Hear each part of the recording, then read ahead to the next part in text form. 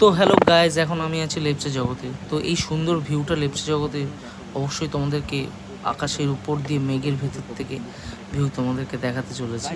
তো তার আগে বলে দিই, এখানে কিন্তু ওয়েদার খুবই খুবই খারাপ ছিল। ফগি ওয়েদার ছিল, বৃষ্টি হচ্ছিল, রোদের কোনো রকম দেখা মিলছিলই না।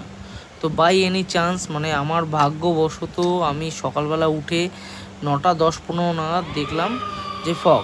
তার 5-10 মিনিট বাদেই দেখলাম যে না, রোদ্রের দেখা পাওয়া গেছে, মানে সূর্যি মামার দেখা পাওয়া গেছে।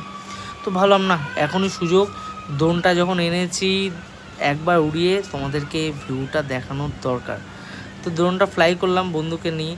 তো উপরে দেখলাম আশেপাশে এরিয়াগুলো আগে দেখে নিলাম, যে কারণ উপরে ময়েশ্চারাইজার বেশি না, ময়েশ্চারাইজার বেশি থাকলে পরে ড্রোনের সেন্সার কোনোভাবেই কাজ করে না গাইজ।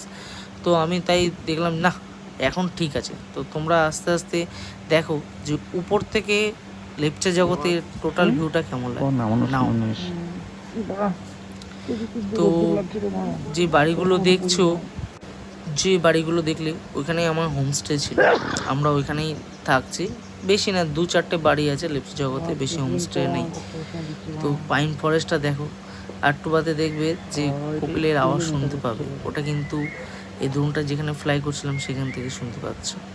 ওই যে ফাঁকা ব্যালকনিটা দেখছো, ওইটা আমাদের হোমস্টে ছিল। ওইখানে থাকা খাওয়া দাওয়া ওইখানেই কালকে রাত্রে ছিলাম। তো নো ডাউট বিশাল সুন্দর জায়গা। আমি বেশি দূরে নিয়ে যাচ্ছিলাম না, কারণ আশেপাশে টোটালি ওয়েদারটা ফগি, প্লাস দেখো কীরকম ফগ, প্লাস এই ফগ ওয়েদারের কাছে নিয়ে গেলে পরেই এমন ময়েশ্চার জমে যাচ্ছে, ময়েশ্চার ছিল যে সেন্সার কাজই করছিল না, এর আগে উড়িয়েছিল।